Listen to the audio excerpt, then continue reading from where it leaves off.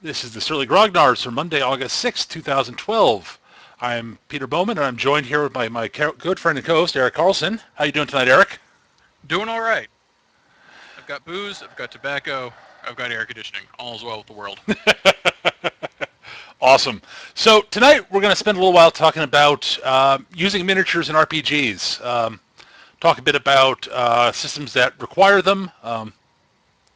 I guess air quotes there to a degree. Systems that actively discourage them. So why don't we actually, I think we'll start off talking about systems that kind of require miniatures, I guess. Or I don't know. We can start talking about sort of the origin of using miniatures in role-playing games, I think, actually. Why don't we start there? Okay, let's start there. You can tell we really thought this one out, Yeah, guys. we planned this one out this week. I did not totally cope with I did not totally decide on this topic like an hour and a half ago. Nope, not at all. Was it that long ago? About. So yeah, honestly, it really does stem from the actual origins of role-playing games. Dungeons & Dragons, which is pretty much the first acknowledged role-playing game, grew out of a miniatures game called Chainmail. And so, it grew out of, so it was a miniatures war game. War gaming. What? Which grew out of historical tabletop war. Right, exactly. So, exactly. So, that's where it sort of starts there in that the first RPGs, it sort of was assumed that you would have a model for your character.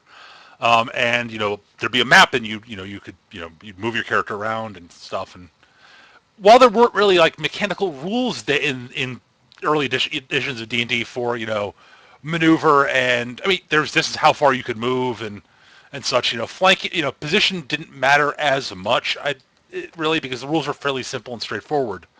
I remember all of the, in first edition and at first edition of Advanced Dungeons & Dragons, all of the distances were given in inches. This is assumed you're using a miniature and measuring things out with a tape measure. Yep. And honestly, there is something to be gained from doing this. It can help give you a sort of a visual picture of what's going on in a fight or in the scene that you're in. Having a little map and having your little guys walking around on it and such. Also, miniatures are awesome. Says a guy who got into the gaming hobby through Warhammer. Yeah, they are. I'm fond of them. I play miniatures war games too, so I like having miniatures for a lot of things, just because, again, a model of your own for your character that you've sort of modified to look like the way you envision your character is pretty freaking cool. It is pretty cool, and it works as an excellent sort of character sketch also. Yep. It helps you get sort of an idea of what you look like, and that can sort of, affect, sort of give yourself a better mental picture of your character, I guess. And it looks really cool to have it on the table, smashing things with its axe. Or hammer. Hammers are allowed also, but not swords. Bah, swords are cool. Swords are cool. I can't deny swords. So yeah, that's sort of where it started, and for a long time, most RPGs sort of assumed that you had miniatures, or at least some way of tracking where your character was on the, sort of in relation to other things. That said, over time, people sort of realized that a lot of the rules didn't really require it, I guess, is one way to look at it. While they had, measuring how far you could move in, a number of inches or, feet or what have you, people realized that, while it helped to have a miniature to help visualize things, you could do it in your head. So a lot of later games sort of started moving away from that. They really sort of didn't talk. They meant, how far you could move in a turn was, less important in than feet rather than in inches, right, or hexes or whatever. And so it moved out of that. Meters, if you want to go all metric and crazy.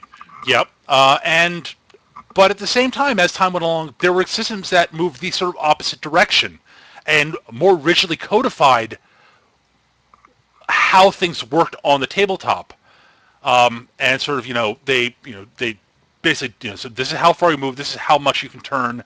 If you get a positional advantage, you get this bonus, etc. And So systems like the two I'm very familiar with, both GURPS and Hero System. Uh, while you can play both without a table, without a map, the rules sort of assume you actually have a map out with a hex grid on it because they use hexes instead of squares, which is stunningly rational of them.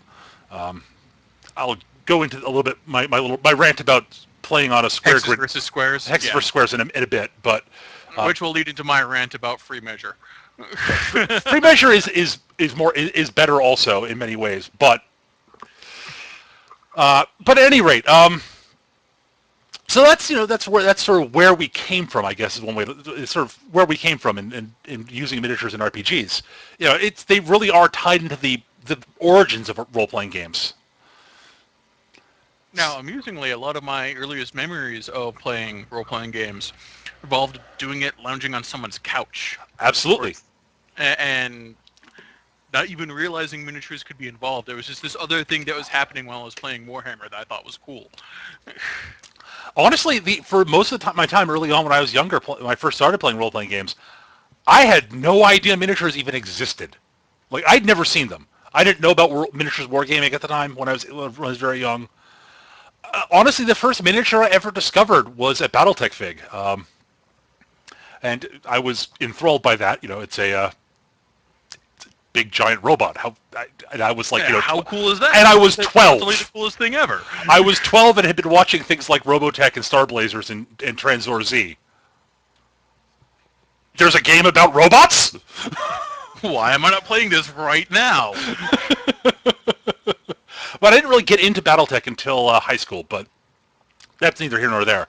And did not know there was an RPG attached to it until much later than that. But anyways, so yeah, for a long time I didn't really realize that you could play with hexes with a map that eventually I realized that there are miniatures that people had miniatures. I thought, well, that's a neat little way to sort of represent your character, and you can move them around so you can sort of get a better feel for things. But I didn't even use a map then.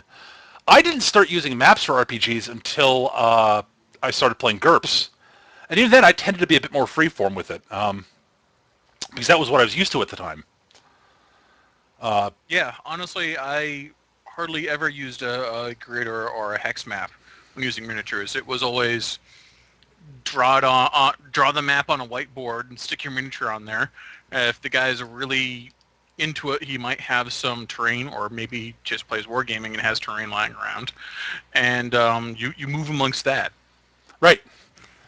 Yeah, I mean, I routinely when I was running games, I'm sure people, those who are listening who played in my early games, Clark 1 for instance, will remember that I would occasionally we'd have some miniatures out, and then we'd for terrain I'd throw out various pieces of tableware and such, like a salt and pepper shaker or a candelabra or something just to block things off. But for the most part, I didn't use maps. I didn't start using maps really. I mean, I used it a little bit in GURPS, but primarily where I started using it was when I got into Hero System, because the system really sort of assumes you're going to be using a hex map. My brief forays into Hero System, I could not imagine trying to do it without miniatures. It's tricky. It can be done. I've played a game with a friend of mine who's running a game where we didn't use a map in Champions, a superhero game. And it worked fairly well, but he was pretty good at keeping that sort of thing going in his head, I guess. And the three people who were playing at the game, the three players, we all were good at that. But I think, honestly, a map would have helped that game, I think. At any rate, Hero Systems, I guess we should start talking about systems that sort of require them. And Hero Systems, as I said, is the first game I played where I really felt like it was needed. I've used hex maps in GURPS a couple times, and the system says you need them, but I've never really found it to be necessary, personally. Yeah, I've never really found it necessary in GURPS. Having the first time I really felt miniatures are absolutely necessary, you couldn't do without them, was actually 4th Ed D&D. Right. And I actually played 4th Ed briefly before I played Hero System, because I'm a weirdo. Well, yeah. But that's not why, but yeah. Yeah, fourth ed really, both fourth ed and third ed to a large degree also assume you're going to be playing with miniatures, and both of them work better with miniatures in my experience. The combat The does. only time I played third ed with miniatures was the time I was running an Iron Kingdoms game. That's because I was playing War Machine, the war game that the Iron Kingdoms grew out of. And I had a bunch of the miniatures lying around, so I was like, I'll use these too, because it'll be fun. Yeah, So, I can see playing third ed without it. My experience was that keeping track of when you're able to get a flank, like flanking, so you can get your sneak attack bonus and such, is much easier if you actually have the map. It's for some classes, it's kind of crucial. I could see that. Also, just understanding that the DM is the final arbitrator of such things when you're not using minis Oh, is absolutely. absolutely important. Yeah, the GM is the arbiter and the judge, and the guy's keeping track of things, making sure things stay balanced. And I know people who have come up with ways to play fourth ed without using a hex map. Fairly early on in fourth ed's history, someone on the D&D on the Wizards of the Coast forums came up with something they called Sarn Fu, which is a way to play fourth ed without a map, and it's actually very clever. Huh. I could see that. But Possibly. it's basically you have to keep track of whether what range you are to people. I won't go into detail right now, but if you do a Google search for Sarn Fu, you'll SARN-FU. You'll find the post. It's in a blog post on the WotC blogs. It's actually very clever. It's like 2 or 3 pages, and it's very well done.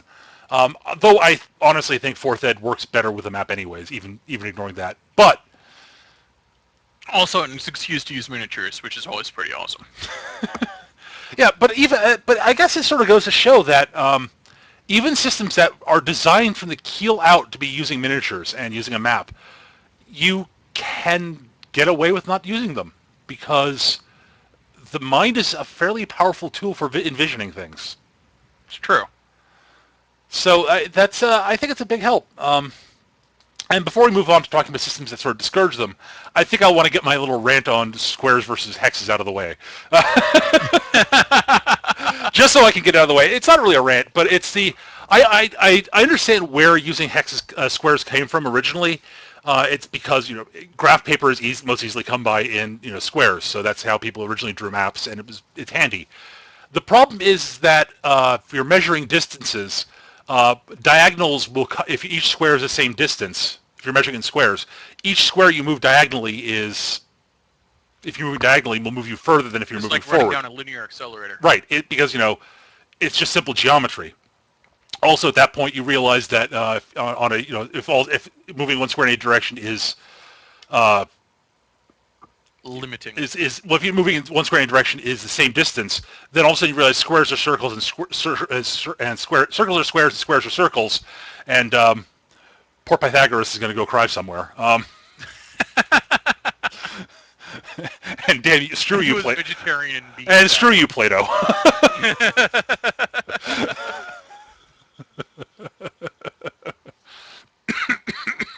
Yeah, Seagal's got it in the chat's got it spot on. It's the square root of 2 diagonally as opposed to just 1. Whereas on a hex grid, it actually is much closer to playing a game where you're just freeform measuring. But you have the advantage of precision because when you're measuring, you have the chance of like knocking miniatures around, rubber band tape measures, where you sort of underestimate how far things are, overestimate. So while using the tape measure is more precise, it's not necessarily as accurate. Here's the thing. I actually prefer using the tape measure in these things because, yeah, you might knock over the miniatures and whatnot, but one, I'm an old hand at this, playing a lot of tabletop war games, and two, it rubs me the wrong way to try to go in a direction that the hex doesn't necessarily want to do, and you end up switchbacking a lot of the way. It just sort of, I don't know. It makes me twitch. I can understand I that. also rather like that with freeform, you don't necessarily know exactly how far away. There's more guessing involved, and that almost feels a bit more tactical to me. There's a greater chance to make mistakes, and let's face it, half of all warfare is taking advantage of or failing to take advantage of people's mistakes. Yeah, although I think that's less of a, I think that's less important in an RPG than in a war game. I would think it's actually more important in RPG because the stakes are higher. Yeah, the stakes are higher, but you're not competing though is the thing. You're It's not a but competitive thing. It feels like, yes, I am rushing to possibly get dying, as opposed to whatever. It's 50 Clanrat slaves. They're 2 points a model. Who cares? Go block the charge lane for me. Yeah, I just think that in a role-playing game, I'd rather not screw the players out. I'd rather not the players be screwed by making a mistake in visualizing distance rather than them making a bad tactical choice, just period. I don't know. Come from the seat of the I DM. think that being a player, I think that's really cool. That I could flub it and end up getting screwed because I didn't measure properly. Yeah, I guess from the seat of from the DM side of things, I'd rather not do that. I'd rather the players get in trouble for their decisions, not for mistakes. If you understand what I'm talking about. I understand what you're talking about, but mistakes are mistakes, and you should suffer for them. But the thing is, I don't mind I don't mind mistakes coming from the. It's less. It's when it's a mistake that is something that the miniature on the table, the actual character, wouldn't necessarily make. But it's a mistake made by the person playing the character, and it rubs me the wrong way. It doesn't really tie into my style of storytelling and such. If you know what I mean. And I don't want the players to suffer. I want to suffer because I'm usually a player, and I apparently have masochistic tendencies. Also, if the players die to the sort of simple, stupid mistakes like that, how can I torment them more later, Eric? Fair enough.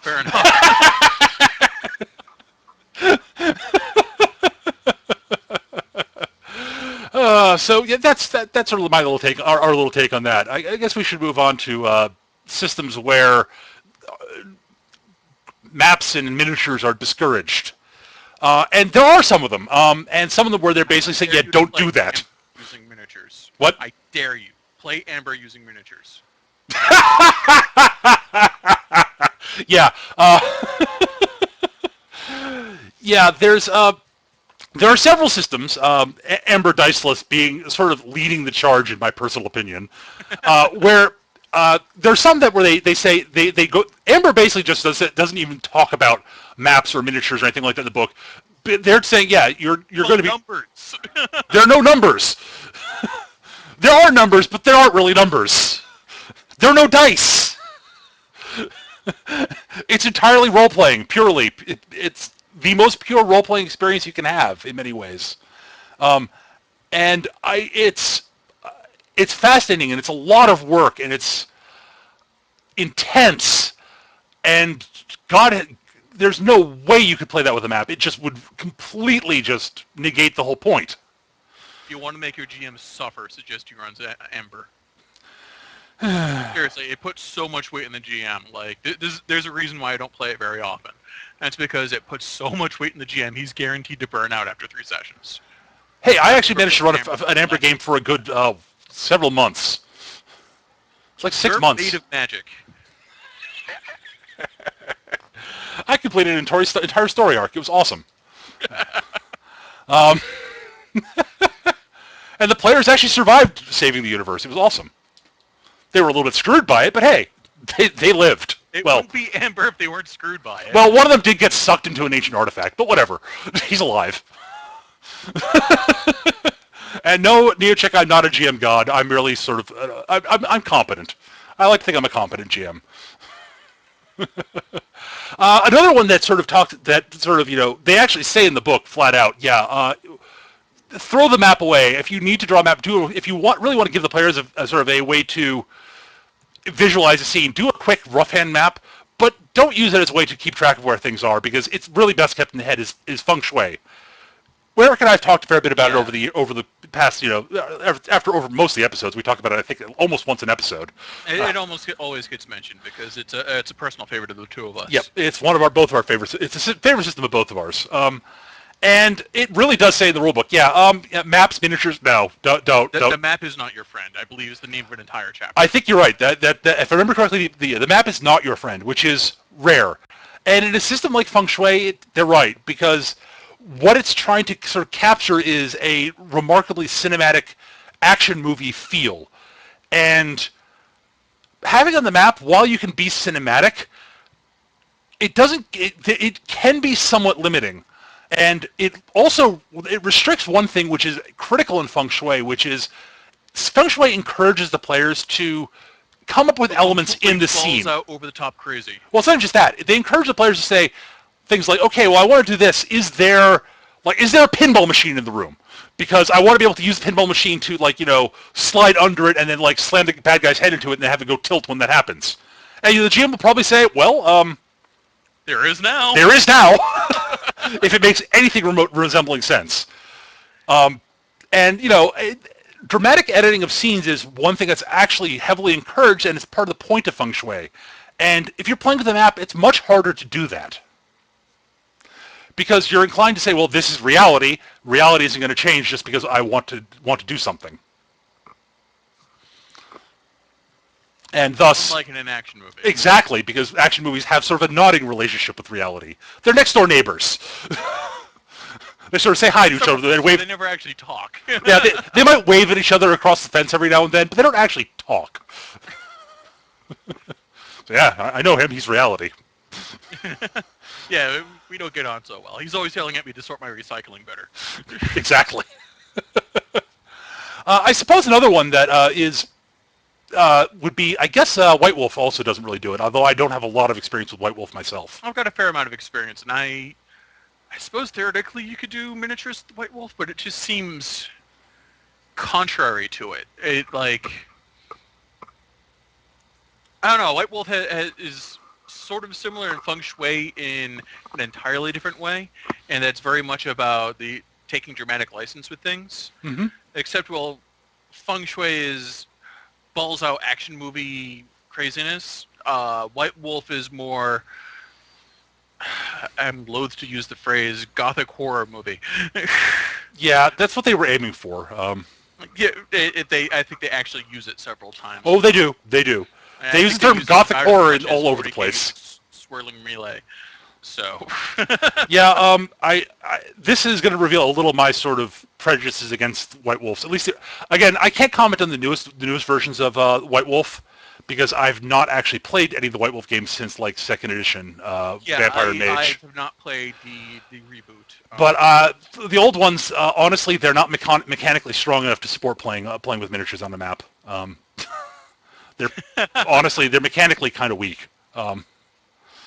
Their combat mechanics are bad. Combat mechanics are a little weak, but the game rarely, with the exception of Werewolf, rarely encourages combat. Werewolf shouldn't encourage combat. I've read through the book. It's supposed to be a political game. Vampire should. So's Werewolf. Yeah, but you're playing a big scary monster with fangs and claws. If you do not tear something's throat out with your teeth at least once per session, you are doing it wrong. No, you're doing it wrong if you do that. At least, again, given the original sort of... What they say in the books is supposed to be the sort of conceit of Werewolf. Is that, yeah, you're a big, horrible, slavering monster, but it's all about clan politics. And fuck clan politics. I just want to kill shit. This is why I played, again, Fenris. Yeah. The Viking Berserker tribe. But yeah, my experience has been that a lot of vampire games sort of generated a lot of combat too, which is sad because that's really not the point. It shouldn't happen nearly as often as in Werewolf, and shouldn't happen in Mage at all, because mages are squishy. Well, Mage, if you're actually getting to combat, it's a game of rocket tag. I mean... Yeah. The fight is going to be over very, very fast if there's a mage involved. This mage either blows himself up via paradox, or kills everyone else in the room. Yeah, the first White Wolf game that really was sort of more about combat, that was really supposed to be about combat, was Exalted, really. And even then... I've never played Exalted. Great game world. Some really cool stuff in character design. The first edition combat suffers from being White Wolf combat. Second edition combat is much better, but suffers from wanting to be feng shui but not. Mm. Yeah, I kind of got the impression flipping through the rulebook I was trying to marry the two worlds. Yeah, honestly, if you could take Exalted's world and with some work in feng shui, adapt it to the feng shui mechanics, and it would work better. I Mm. think. Although I feel that way about feng shui in a lot of game worlds. Looking at you, Star Wars, I still say that the feng shui mechanics are the ideal system for Star Wars. I would have to agree. Um, I absolutely would have to agree. uh, I mean, let's face it. When Boba Fett gets killed by a blind man fumbling around, that's totally the player going, "Can I accidentally hit him in the back of his rocket pack with my stick?" Sure. oh yeah, and honestly, in feng shui, the line "only stormtroopers are this accurate" actually makes sense. Stormtroopers are unnamed characters. When they're shooting at other unnamed characters, they're pretty fucking badass. When they're shooting at named characters, they're fucked. It's true. Feng Shui has, for people who don't know Feng Shui has this dichotomy between characters who have names, like the player characters and important NPCs, and unnamed characters who are the riffraff that see in action movies who die by the droves. When you're attacking an unnamed character, if you actually successfully hit them, they're down. They're out of the fight. And it's usually pretty easy to hit them and take one out at a time. If you're really good, you can take out multiple at a time. And their odds of hitting a named character back aren't good. But against another unnamed character, where their lower action value is in par, the fact that, a Stormtrooper's action value 8 and a regular Mook Thug is like 5 or 6, the Stormtrooper's going to kick their asses 9 times out of 10. Whereas against the named character, the Stormtrooper will go, fuck me. I need to roll how high to hit him? Oh. And he needs to roll how high? Oh. Yeah, and by the same token, like, look what happens when General Veers shows up in his AT-AT and Empire Strikes Back. Everything goes to hell for the rebels. A, he's named. B, he's in a giant stompy robot tank. C, most of the rebels are unnamed. All the named rebels are in the process of running to the Millennium Falcon. So yeah, that's our plug for Feng Shui this week. God, Atlas Games hit us up with that collab or something. I don't know. At any rate, Atlas, pay us monies. Yeah, that will never happen. That's okay. So, Eric, any other systems you can think of that sort of actively discourage miniatures? That actively discourage miniatures, I can't really think of any at the top of my head. Right. Okay. There are those that will work equally well with either, but I think work better without miniatures. Sure, why not? Shadowrun comes to mind. Okay. To a lesser extent, Cyberpunk. Traveler, you could easily use miniatures with it, but I never have and would feel kind of not right. Okay. Yeah. Traveler again comes back. Palladium. You can't use miniatures with any Palladium game because Palladium does not have an in-combat movement system. You're right, it doesn't. Oh God, fucking Palladium. I can't stand that system, but whatever. I really hate Palladium. But I'm willing to acknowledge that there are people who like Palladium, and they're not stupid for doing so. No, they're just horrible commie traders. No. I won't go that far. There's only one system I will go that far with, and I refuse to name it. Because I refuse to give it that much. You can't use it with Hull either. You can't use miniatures with Hull. Pretty sure Hull is wholly unplayable. Hull is intentionally unplayable. Hull is a joke. It's intentionally a joke. It's got a skill called Sorry, for those who don't know, Hull is a game system, big quotation marks around that. Yep. That is written by people who wanted to make fun of other game systems. I believe one of the results during character creation is that you are kidnapped by cultists who brainwash you and alter your vocal cords to sound like their founding member and patron deity Gilbert Gottfried. Yep. It's got skills like that Psycho Bruce Lee shit. Let's see, Taking sharp, pointy things and stabbing them to soft things that scream and believe. That's it. There's a lot of stuff like that. It's not actually a game system, but it's awfully funny to read through. Um, but yeah, so Eric, are there any? So what would you say your preferences for in terms of miniatures versus not miniatures? With the exception of a few systems that I've already mentioned, and the ones that actively discourage it or just outright impossible, I kind of like miniatures. Miniatures are cool. I like taking a model of something and making it look like my character. Granted, I might never use this model again, but it's cool. Right. Yeah, I found it's interesting. For me, I don't really have a preference either way. Is what I found over the years. I actually I love so many systems that either require miniatures or don't require miniatures that I found I really work well with either. I like, for instance, I love Hero System to death. It's one of my favorite systems, but I also love Feng Shui. Right, And and I prefer a fast and loose style when it comes to the rules in general, because it makes for better dramatic license. But that doesn't mean I can't have a neat guy on the table. Mhm. Sure. But I mean, you really can't get more diametrically opposed than Hero System and Feng Shui. I mean, well, except the Hero System and Ember. I mean, that's about as diametrically opposed as you can get. Yes. Uh, both are systems Advanced calculus to make an attack versus my warfare is 15. What's his? Yeah. Well, to be fair, it's not advanced calculus to make an attack. I'm exaggerating, obviously. You need basic algebra to make a character, and that's as far as it gets.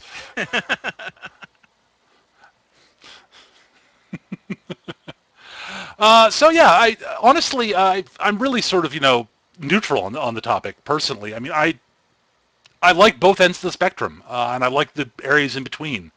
I guess really the only thing I don't like is if a system sort of kind of thinks it requires them, but then so half-asses the rules that you really can't play with them. So Palladium?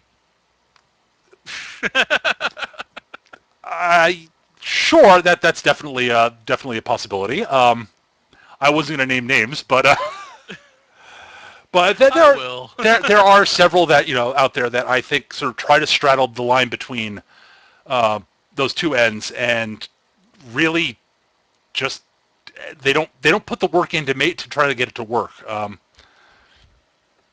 Honestly, earlier versions of the Tri-Stat system in Big Eye Small Mouth suffered from that problem.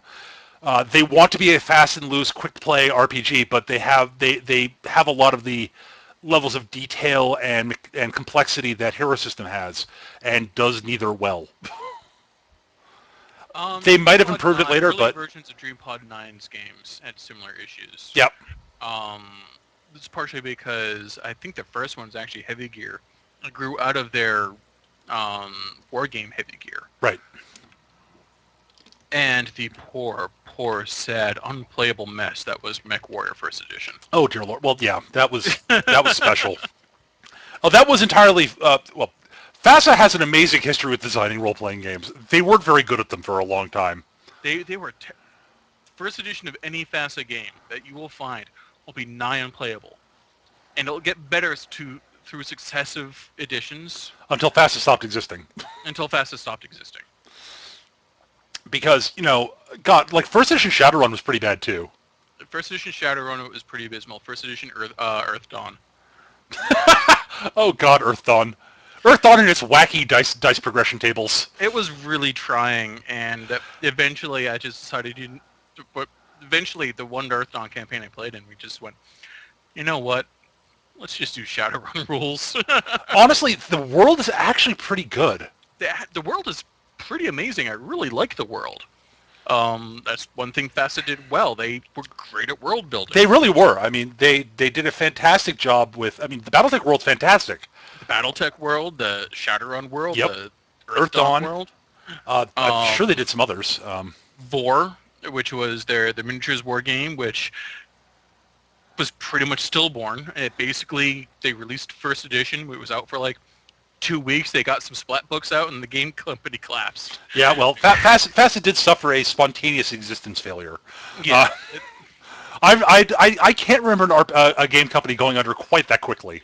It was sudden and impressive. I mean, if you go back and sort of look at things, you can sort of see, that, oh yeah, that's it was happening over a longer period of time than you thought it did.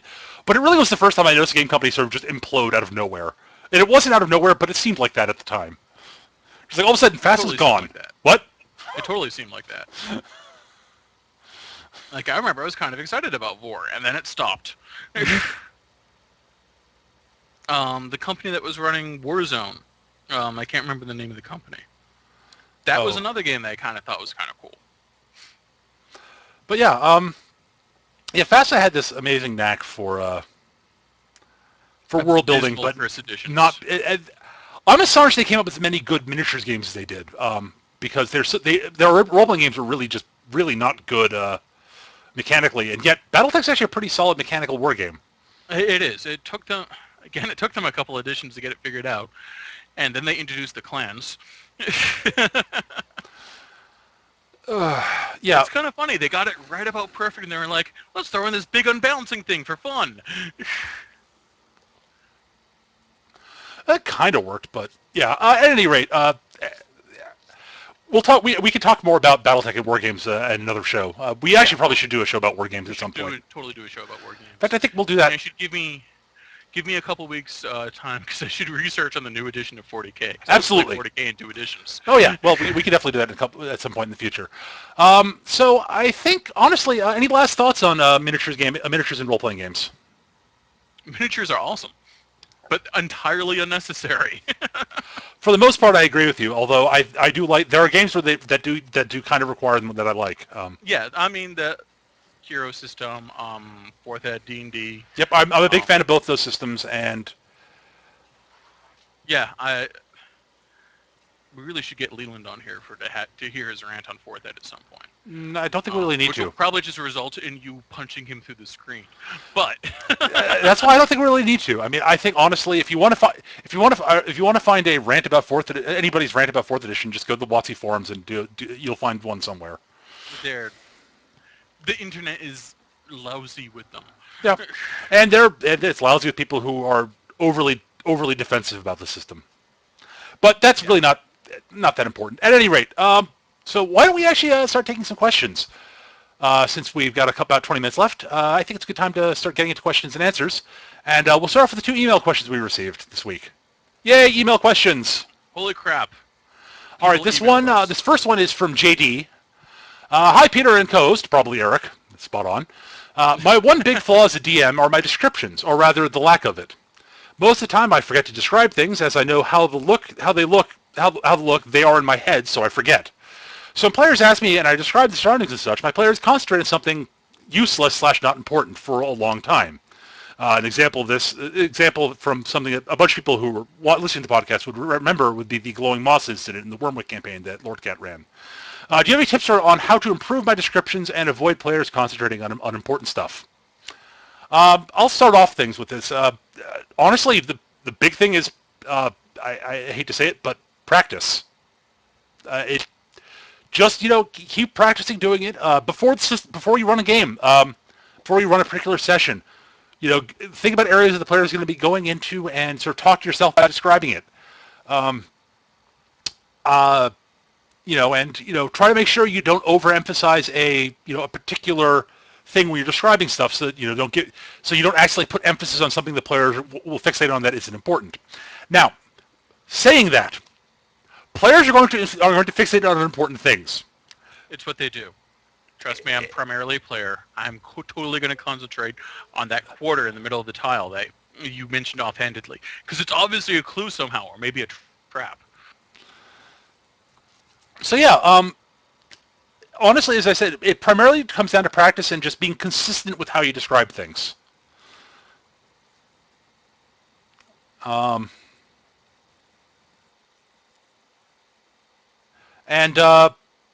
I mean it's. Oh dear, I think I've lost Eric here.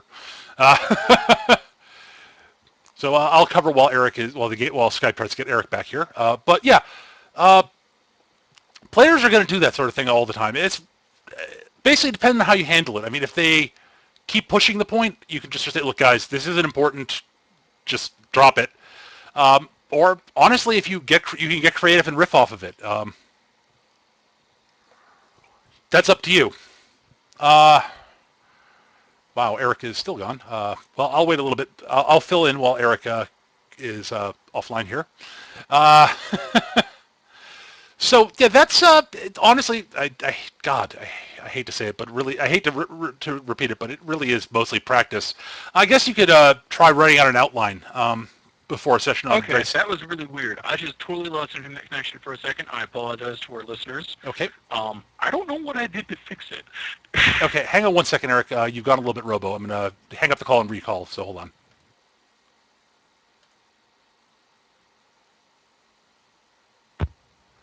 How you doing, Is that Eric? better now? Much better.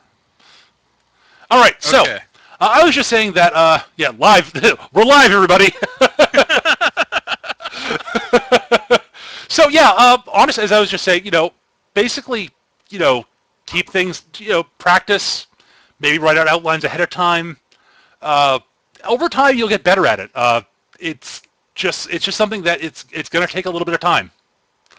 Yeah. Any other thoughts, Eric? As I was saying before my computer exploded, try writing out outlines and see if that works. Bounce them off your roommates or family members or wherever you live with. If you live alone, bounce them off your cat or dog or that picture of that really cute girl on the wall. Um, but yeah, that will probably help with the issue.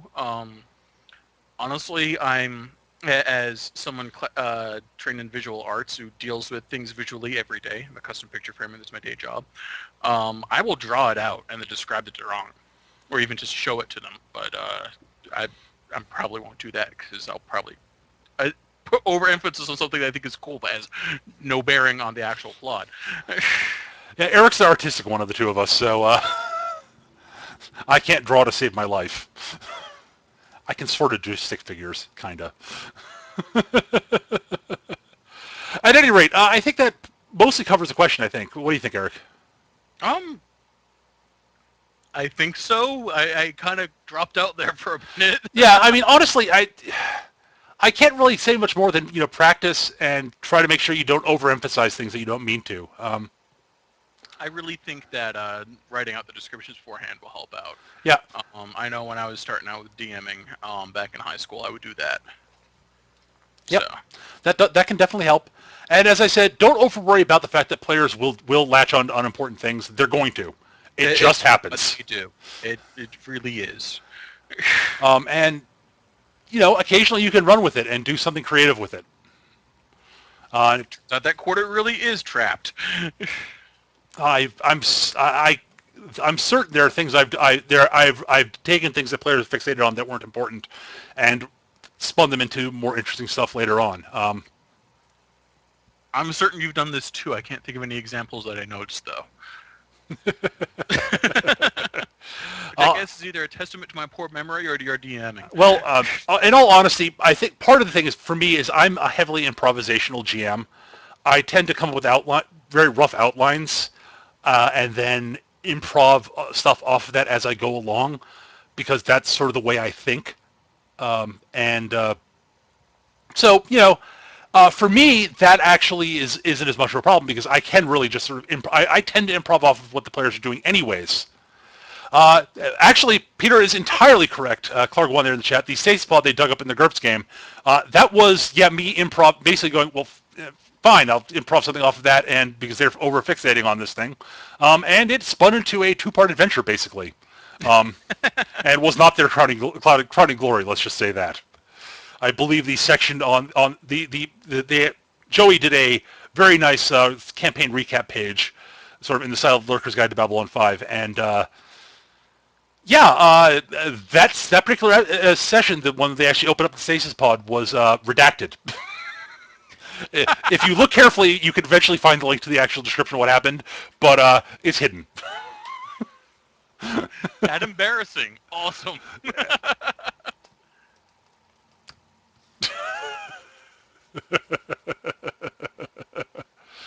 You did set biotech speed records. You're right, Peter. But that's what happens. You have a room full of scientists and super geniuses all working on a plan to save their sorry asses. All right, so why don't we go on to the next question? This is from Ian Carricker. Ian writes, so in a Rogue Trader game, I was separated from my crew whilst they battled against the Demon of Chaos. They were missing every single turn while my character rode there. Then when I got there, firing the bike's twin-linked bolters and running over the face of the demon, dealing so much damage in one attack that it was killed. This upset the DM a lot because he had planned this to be a long and epic encounter. I myself was more concerned with the fact that I just took glory from the other players in a moment of over-the-top slaughter, which I guess is sort of in character for the 40k universe. Have either of you, if either of you once played in a game where that completely crushed an encounter that was meant to be an epic team fight, and how did you feel when that happened? I'll throw that one to you first, Eric, since you're the one who plays more often than I do. Okay. One, awesome. Now, honestly, that's a pretty badass scene. I actually have a lot of examples of me or someone in the group doing something similar to this. The most recent example comes from my old Dark Heresy game from about a year ago, where it was very similar. Our acolytes, same universe for those who don't know, Dark Heresy is the Inquisitional version of Rogue Trader. We're investigating this world that had just fallen to chaos. Basically, a chaos revolution happened while we're on the world and we're trying to get off. In the process of sneaking our way through the catacombs, we find our way into a corrupted temple to the God Emperor, where there is none other than a Chaos Space Marine and his demon.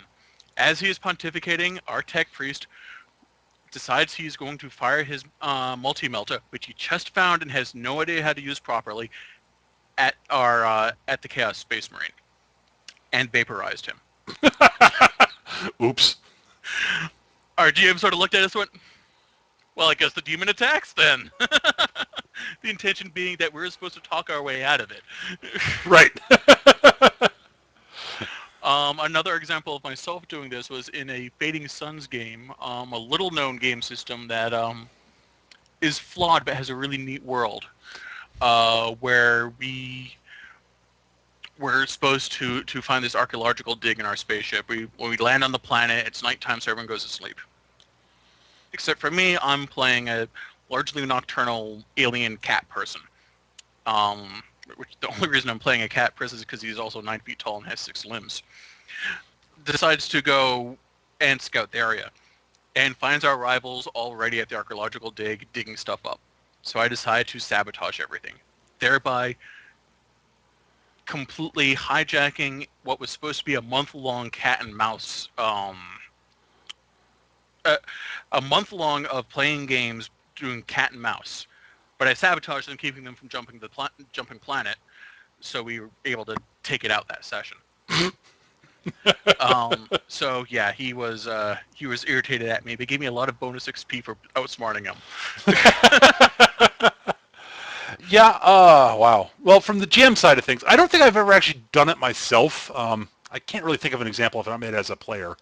As a GM, of course, I've had things like that happen, where villains I expected to be recurring villains getting slaughtered the first time I have them show up. I believe I mentioned the one where my friend Matt slew the adventure in one session.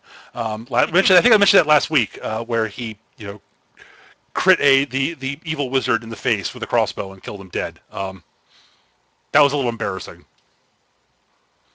That's funny. Yeah, it was good. Another example from Feng Shui, actually.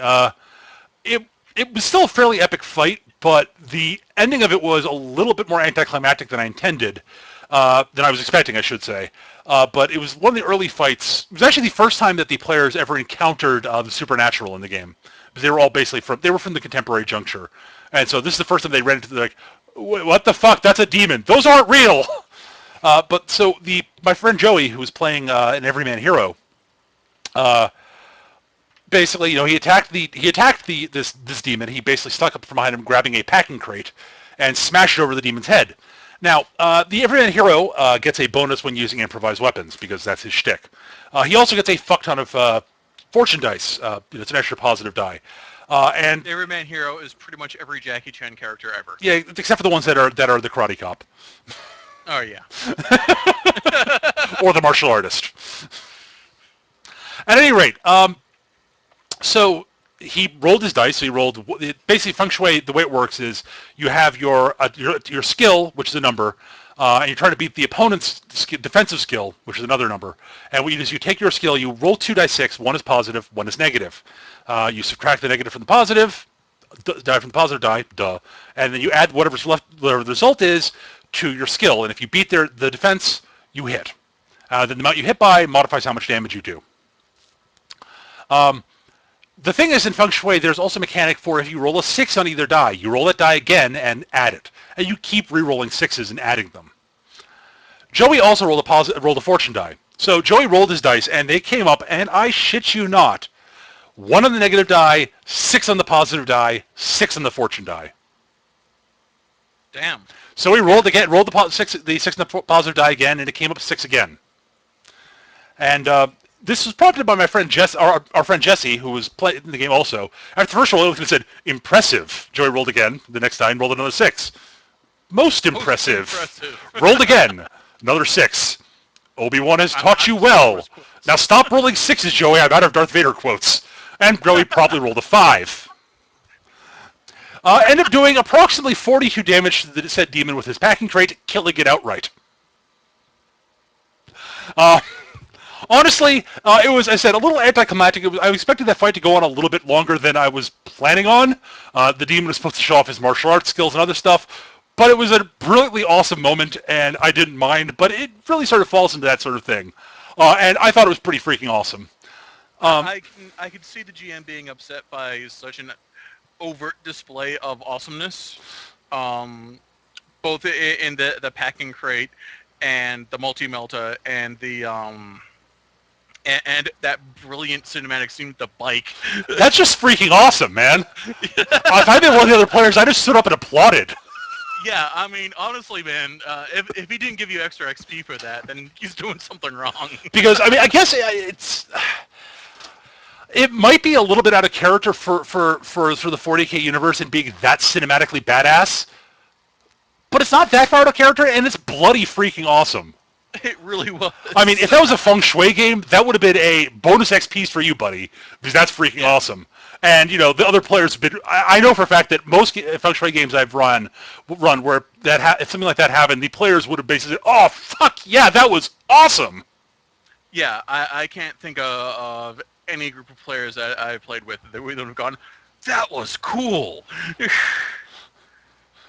Because, I mean, it's not like you did this to another player, in which case it wouldn't be nearly as cool, but... I mean, yeah, it's sort of... It might be... You could almost say it's sort of, you know, stealing a little bit of their glory, but you know what? Screw... If the group's good... If it's a good group, you know, players really shouldn't be that... It's not a competition. And, you know, if the other players felt sort of overshown by that because they were having bad luck before that, I can sort of understand that. But you know what? I can see being frustrated as another player and being shown up in that way. But you know what? Honestly, even then, I think later on they'll sort of acknowledge, yeah, that was kind of badass and cool. Yeah. So I wouldn't worry too much about it, especially since it sounds like you just rolled brilliantly and you came up with a brilliant description of what was happening. So, you know, props to that, dude, Ian. That was great. I read that and said, fuck, that's awesome. That is pretty brilliant. Now I want to play Road Trader and ride a bike. But I will play a freebooter, and it'll be a war bike.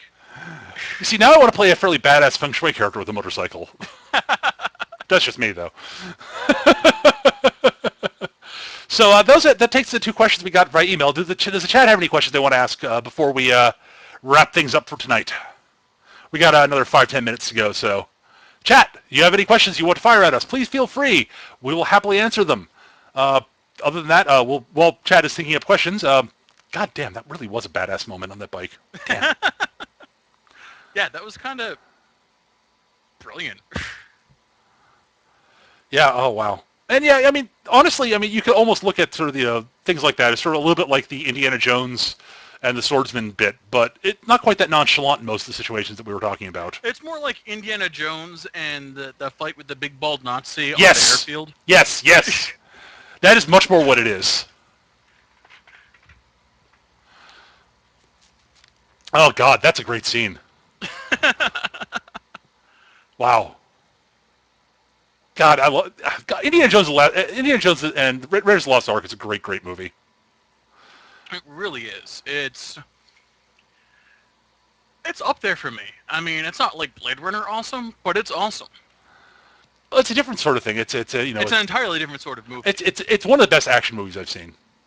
Yeah. Blade Runner's not really an action movie, but we got a question here. All right, Sylphia asks, what is the strangest / coolest game world you've ever created or played in? I'll throw that one to you first, Eric. Strangest / weirdest game world I've ever Or created coolest. / played in. Um, I'm gonna have to chalk that up to the godlike game I played in years and years ago, where the theory was the idea was we were playing basically X-Files / Kolchak the Night Stalker in a superhero universe, Mm-hmm. and lots of just weird things happened. And what basically you take the if you've ever read Powers the comic, which is I highly recommend. Fantastic. One of the best comics out there. I think it's You're Bendis. basically playing the cops in that. Oh, Except interesting. More of a government agency thing. Yeah, that's I think among Bendis' And best work. scale up the weirdness of the Monster of the Week X-Files stuff for that. Interesting. Okay. It was and it totally did not help at all that I was playing a shape-shifting supervillain. With a leash, yes. Yet with a very tight leash. Nice. I can actually answer that question. I think in 2 words. Feng Shui. Yeah, that's a pretty damn good one. It's both strange, awesome, and strange, cool, and weird all at the same time. It's And allows for some pretty crazy shit to happen. it's time travel. They're cyber demons. They're super intelligent cybernetic anarchist monkeys. They're sorcerers. They're regular demons. They're ghosts. They're martial artists. There are kung fu cops. They're scrappy kids. Two-fisted archaeologists. It's basically like one of those internet meme pictures of like a Tyrannosaurus riding a battle mech while flying a jet fighter. Except that it's actually happening. Yes. It's like everything Sucker Punch wanted to be. Yeah. As I said, if you want to get a feel for sort of a very, very simple feel for what feng shui is like, go watch Big Trouble in Little China. It's that batshit insane, except more so, and awesome. Because it has cybernetic anarchist monkeys. Whose motto is blow things up. Blow things up, wait, not that.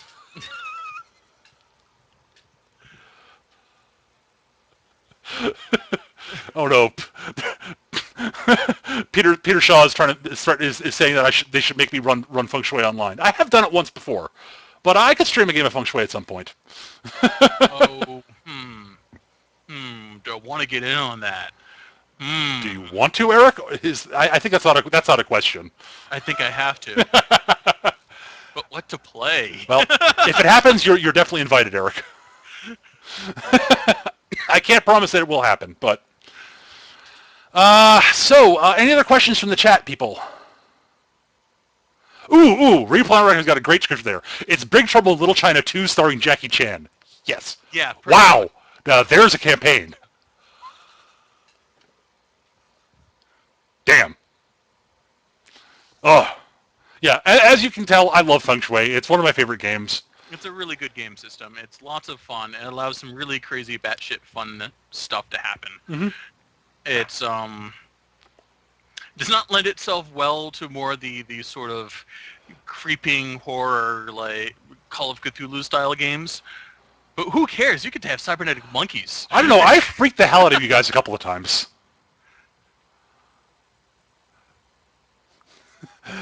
Tell me I'm wrong, but you guys were creeped out when you actually went to the architect's lab and found the kids. Clark's got a question for me. Eric has mentioned custom miniatures a few times. Can you comment on pre-paint versus wargame miniatures versus dedicated role-play miniatures, etc.? This is your This thing. is totally my field. Pre-painted miniatures are great for the GM because they're a great way just to have a bunch of disposable stuff to throw at the players. Yep. And I highly recommend them to any GM planning on using miniatures.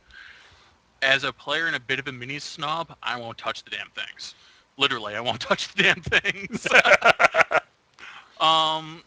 But as far as wargame miniatures versus dedicated roleplay miniatures go, they're largely interchangeable. You might encounter some scaling differences in that most wargame miniatures are 30 millimeter scale, while most role plays are, I think, 26 millimeter, which doesn't sound like a lot, but it really makes a difference when you've got an ogre standing next to a space marine and they're both the same size. Yep.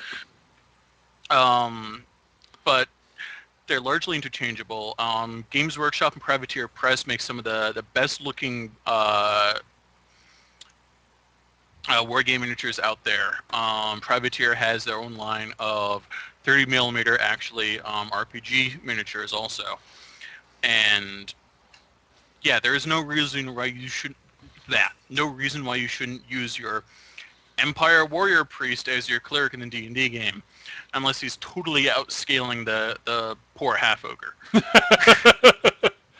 Yeah, I think honestly, if you've got the skills to if you've got even the rudimentary skills for painting your own miniatures, it's definitely worth if it's a character you really care about and are really enjoying at the actual tabletop, it's worth investing if the bit of cash in the miniature and the paints to do it. If you don't really have the skill or you don't want to spend the cash on it, then honestly, I get pre-painted miniatures are fine. Yeah, pre-painter will do the job if you have not the skill, but it is a skill. Anyone can learn it. It just requires... For the most part, yeah. Yeah. It just requires practice, practice, practice. Like almost everything. And possibly drugs. Yep. But, yeah, I mean, for example, the few games I've run with miniatures, I have always customized an existing miniature of some sort to represent my character. Yep. In fact, I've actually often gone out and bought specific miniatures that I think would make a good basis for the character. Yeah. I will also admit I do like using. I do have a bunch of pre-painted miniatures, cheap plastic pre-painted miniatures I got cheap off eBay. Basically by bidding on D&D miniature common lots for like $5 for like 20 of them. God, that was actually a good investment. That's a brilliant deal. Yeah, I also bought a bunch of HeroClix specifically for Champions games,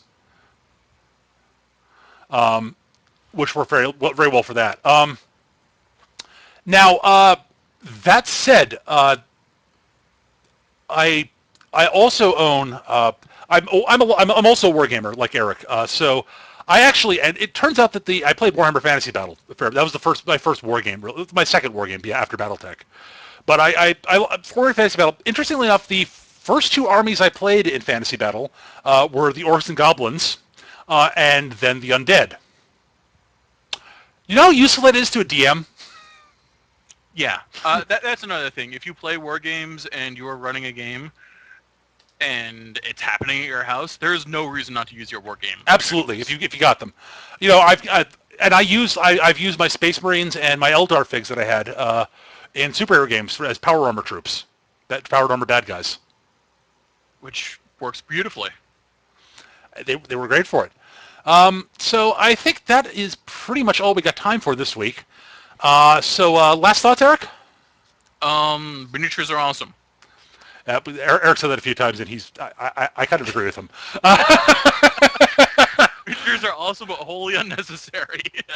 At any rate, so thanks for listening, guys. I hope you all enjoyed this. If you've got questions, comments, feedback, or anything like that, feel free to leave them in the comment section on where you find the podcast, the recording of this podcast, or you can send an email to us at surlygrognards@yahoo.com. That's surlygrognards, all one word, at yahoo.com. We will try to answer any questions we get during the question and answer section of the show. If you've got questions you want to ask during the show, please feel free to mention them during the chat, or you can email to us during the show. Thanks for listening. Not sure what we're going to be talking about next week, assuming we actually meet next week. I think we're going to try to do a show next week. I think we'll be good for next week. Okay, great. But not sure what the topic is yet, but keep an eye on my Twitter, which is at MechaGM. You can also find me on both Google Plus and Facebook as Peter Bowman. You can find Eric's work on the webcomic Boston Arcanum at bostonarcanum.com. It's good stuff. Check it out. That's it for this week. So we're signing off here. I'm Peter Bowman, for my co-host Eric Carlson. I wish you all a good night, and may all your dice be criticals. Say goodnight, Eric. Shock us by sending us 3 emailed questions. Shocking. Take care, guys.